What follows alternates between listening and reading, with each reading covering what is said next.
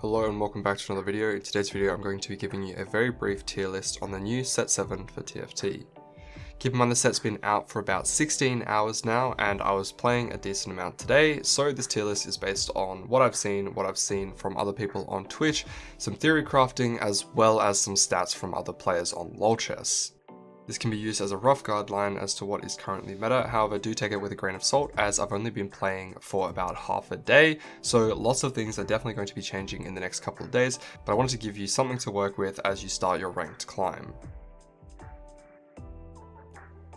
The only S tier comp that I've been playing consistently is Xayah. The reason that it's so good is because it's pretty forcible every single game. There's quite a lot of different 4-cost frontline units that you can hit, so if you miss a little bit on your roll down, it's not the end of the world. And Xayah only really needs one item, and that's Rageblade. Deathblade and QSS is best in slot following it. However, you can replace either of those items with other defensive options or offensive options, such as IE for damage or Edge of Night if you're in a Sin lobby. Sometimes extra healing is good, but you don't necessarily need it because you get it anyway through Ragewing. Of course, ideally you're going to want to play a Shyvana, but if you don't hit a Shyvana, don't worry, you can play some other units as I'm showing here. Also keep in mind that usually you want some anti-heal and some tanky items. It doesn't really matter, they're all pretty generic, and these items can go on the Hecarim, Shyvana, Ornn, or the Neeko. So whichever one you 2-star first usually is the one that you're going to put all your items on when you pivot your board at 5-1. Another thing that's important to note is Twitch is a really good Swift Shot unit because he has a built-in Last Whisper to his kit, but if you have a Last Whisper anyway, then you can swap him out for an Ezreal and you get the Tempest bonus if you're playing Ornn at the front line, which is really good because late game the true damage is quite high. Now when it comes to the Nami reroll comp, I have a lot less experience, however there are a lot of players who are essentially just forcing this and they're quite high elo already, so I thought that I would mention it in the video. Essentially what you want to be doing is playing around 3 Astrals, which is going to be your Sylas, Nami, and Vladimir. This means that you can reroll to get your Nami 3, and then of course you can sometimes reroll to get your Sylas and Alawi 3 as well on 7, but other times you're just going to push levels and cap out your board with Zoe and or Bard. The reason this comp does so well is because it's super easy to hit Nami 3-star, and then all you really need is a Shojin plus an AP item and then +1. Shiv is really important because the whole of your team is doing magic damage, and of course if you get yourself a mage spat, you want to make sure to put it on Sona because Sona's CC is incredible if she's double casting. The reason this comp does so well is because Astral gives you free econ whilst you're rerolling, as well as increased shop odds of finding Astral champions, which means it's super easy to 3-star your mages. Final S tier comp we have is playing around Deja when you have Spell Swords Enchantment. So in case you guys didn't know, Mirage changes every single game, similar to how Mutant changed in previous sets, and when you have Spell Swords Enchantment, you gain ability power every single time you auto attack. So obviously with Deja and Rageblade, this stacks really well, giving Deja a ridiculous amount of damage. Now you don't actually need any units in the backline with Deja, all you really need is a solid frontline. Of course you're going to be playing Nunu to give 4 Mirage, and then you can play a Hecarim because that gives Cavalier as well. Then similar to the Xayah comp, you're just playing all of the generic good frontline units such as Neeko, Ornn, and anything else that you can find. Then you can tech in some extra units such as Cavaliers or Bruisers if you feel you need more frontline. Otherwise, some good backline units are the Evokers, or of course you can cap your board out with Legendaries. Lulu's a really good backline unit because not only does she give attack speed to Deja, but she also can polymorph enemies, especially when you're playing in a Sin lobby. Best in slot is always going to be Rageblade, then Gunblade gives good healing to the frontline. QSS is really good because then you're not getting interrupted and you're stacking up rapidly, but of course you can replace QSS with another defensive option if you don't get it. And if you're versing a lot of other front to back comps and you think you need more damage, you can of course go dual gauntlet on Deja as well, as this will ramp up the damage rapidly, especially if you're stacking up that ability power through the trait. Corki Rebels is a pretty solid comp this patch. The only downside to it is usually you're lacking frontline, however Idis is quite strong, so if you can get an Idis 2-star on 8, then you have a decent frontline and your Corki can wreak havoc. The board is pretty similar to the Tristana board. Best in slot is actually Runins over Rageblade if you have access to a Zeke's and a weak frontline. However, if you pivot your board around slightly and get a stronger frontline, then Rageblade heavily out DPS's Runins. Normally though, my frontline is lacking quite a lot, so you make sure that you have some strong frontline items for Idis, or at least have 1 or 2 ZZ Rots, as this can stall out significantly as the Cannoneers usually has a paper frontline. How you pivot your board depends on your augments, if they're more Cannoneer or Rebel focus, and usually you can drop Tom if you need better frontline units, and sometimes you can even throw in an Ornn as you do get Bruiser with this. Just keep in mind that this comp is relatively flexible as long as you're playing around Lulu, Corki, and Sona. You also don't need to run Trainer, you can drop Tristana if you didn't get an early Trainer, which means that Nomsy's not actually that leveled up. With the Tristana comp, it's very similar to Corki, except you're rerolling at 6 to 3-star Tristana and Jinx, and of course you're carrying the Tristana. Of course, Tristana's not a Revel, so you don't care too much about the synergy. You can drop Sona and or Kench if you need a stronger frontline, or you have better supporting units, as these units are great, but you don't necessarily need it if Tristana's going to be your main DPS. I already made a complete guide on this, and not too much has changed, so go check that out if you want more information. Finally, we have Dragon Alliance or Dragon Horde, which of course you can only play all of the dragons at once when you get either one of these augments. Of course, you can only really play 4 different dragons, however, I wanted to show you what each of the different dragons does and how to itemize them.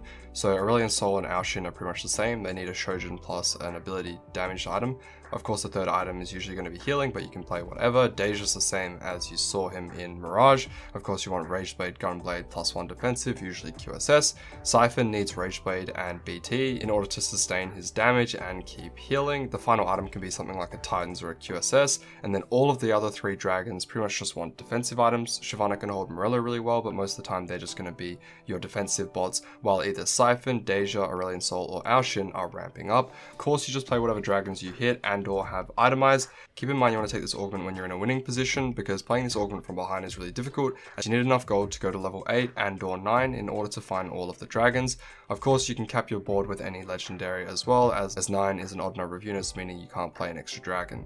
With the Lee Sin comp, you're playing around 6 Dragonmancer, and this comp's a lot easier to force when you get a Dragonmancer spat or an augment related to it. Your secondary carry is going to be Swain. He needs Rageblade Archangels to do any damage. If he has only one of these, he won't really do much at all. Lee Sin's best in slot is BT, Titans, and QSS. These items are kind of non-negotiable, as the BT gives him enough healing, but he also needs the QSS in late game because there's a lot of CC going around. Titans is probably his best all-round item, as he enjoys all of the stats. However, you can replace Titans with another defensive option, such as a Gargoyles, a Redemption, or maybe even a Warmogs. Just keep in mind when you're getting enough HP with the Dragonmancer, so armor and magic resist are better than raw HP. You stabilize on 7 by hitting Lee Sin and Swain 2, then normally you want to go 8 in order to get a dragon. This comp's really good at securing top 4s if you have a decent health lead and you have a strong stage 4. Then you can slow roll and finally all in for 3-star Lee Sin and 3-star Swain. If you hit the Jade Dragon, it's an easy way to make a solid board. However, Ornn synergizes well to give him Tempest, and then you can just throw in a Hecarim as well if you hit these 2-star before you hit any dragons. Of course, make sure that you keep that set around, as he's going to give you Rage Wing when you throw in Hecarim towards your Swain, which is a huge buff if you're secondary carrying him. Diana comp's pretty simple. You're just playing 4 Assassin with 4 Scale Scorn. Diana is your main carry. You need IE, Titans plus a healing. BT or Hodge is usually fine. And some utility items can go onto Pyke or your other Assassins until you get him. Frozen Heart's really good into attack speed or AD heavy lobbies. And Spark's really good as it synergizes well with Diana as she does magic damage. You can put her next to Pyke if you want her to do more damage, of course. Because you're not playing around any dragons, you don't need to go 8 anytime soon, so you can stay level 7 and slow roll for your Diana 3, then push levels once you hit. Of course, this comp does lack frontline a lot of the time, so having items like ZZ Rock can be really helpful, otherwise just some generic tank items go on your Ornn. The Olaf comp is very similar to Diana, except of course you're carrying Olaf. Olaf stacks AD every time he dies, so you only really want to play this comp if you get dropped an early Olaf. Some really good items on him are BT to keep him healthy, Runins because he has a high base AD after dying, and Rageblade so that he can stack this up. There's quite a few different variations, including some which don't even go healing at all. However, the main important thing to note is that you're staying level 7 and slow rolling for your Olaf 3, and you can even 3-star Diana if not many other people are contesting you. Keep in mind there are 2 other bruisers, Alawi and Silas, as a 3 cost, so of course you can re-roll them as well whilst you're trying to hit your other units. Just keep in mind not to grief your econ because Olaf is the only one that really matters. You can put other defensive items on the bruisers, and you can play vertical bruisers if you have the augments to support it. Otherwise, this is going to be your standard board, and of course you want to be playing around 4 warriors, capping of course with Yasuo. Elise was absolutely broken on PvE, and despite the fact that they heavily nerf Whispers, she's still a decent comp. You want to go Rageblade, QSS, and BT so that she can infinitely scale up the Whispers while staying alive. This comp is all about getting to overtime so that Elise can go infinite.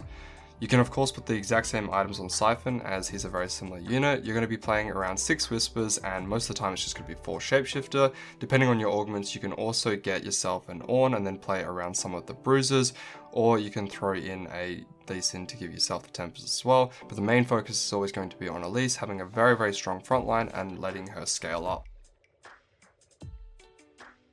Moving on to C tier, most of these are pretty average comps, and I'm just going to brush over them because there's not much to them. So starting off with Anivia, you're just playing Anivia plus Lulu for Evoker synergy, and then playing around as vertical Jade as you can. Of course, if you can't get up to 9 Jade, then you just play a strong frontline. Anivia best in slots usually Shojin, Archangels plus Gunblade. This allows you to have a very strong frontline, and you can heal them up. Of course, if you get an Evoker Spat or Evoker Heart, then you don't actually need the Shojin because she'll be getting enough mana anyway, you can go full damage. Siphon Bruises is as simple as it comes, you're just going vertical bruises with Siphon as your main carry. The whole point around this comp is stalling up so that Siphon can go infinite. Remember that you get 4 Whisper when you run it with Silas, so best in slot is Rageblade, BT, QSS, and eventually it's going to be very similar to Elise, just one-shotting everything. Guild Rise is very simple, you're running 3 Mage, which is going to be Nami and Lilia, so that you can synergize well with the Cavalier. You throw in a Hecarim to get some more frontline. Rise needs a Shojin, Archangels is good to ramp up some ability power, and Gunblade keeps the fight going for a long time as you're healing up your frontline. Remember that Rise scales exponentially, as every single new ulti will do a ridiculous amount of damage. You can drop the guilds if you feel that you don't need the extra damage and play some better frontline instead. Varus Bruises takes advantage of the fact that there are 2 bruises which are Astrals, that's Skarner and Alawi. You slow roll on 7 for Varus, Alawi and Silas 3-star, then you can drop the Skarner later on. The reason you want to do this is because when you're running Astrals, you're more likely to find those units in the shop and you're getting gold whilst you're doing so. Then you're just playing vertical bruises, of course you want to Twitch as well to lower armor. Best in slot is Rageblade, Deathblade +1, usually going to be a Runens, but you can also get some extra healing if you think that you need it. Yone reroll is a slow roll on level 6 comp. You usually play this when you have either a Mirage or a Guardian Augment, as you want to be playing around Leona Yone, and then if you have a Mirage Augment you can easily get in for Mirage, otherwise you're going to have to wait until you get the Dragon, and if you have a Guardian Heart then you can easily tech in for Guardian, and whilst you're slow rolling for your Yone you can also find Shen, Braum and Thresh. Best in slot is always going to be Rageblade. You need healing, usually it's going to be BT and QSS. You can drop the BT if you have a healing augment and get some more damage. And that is the end of the video. I didn't go over every comp, of course there's new ones that are still yet to be discovered and some that I thought were just really bad tier. However, don't worry, in future videos I'm going to be going more in depth. I'm going to be having dedicated guide videos just to one comp in general. So if you have any questions about these specific comps, feel free to leave them down in the comments below. I'll try to get back to you as soon as possible. But obviously I wasn't going too in depth because there was too many different comps to cover. If this video felt rushed, then sorry. Frankly put, it was. I didn't have much time to get it out, but I did want to make sure that you guys had something to work with as you start your climb. Thank you guys so much for watching, and as always I look forward to seeing you in the next one.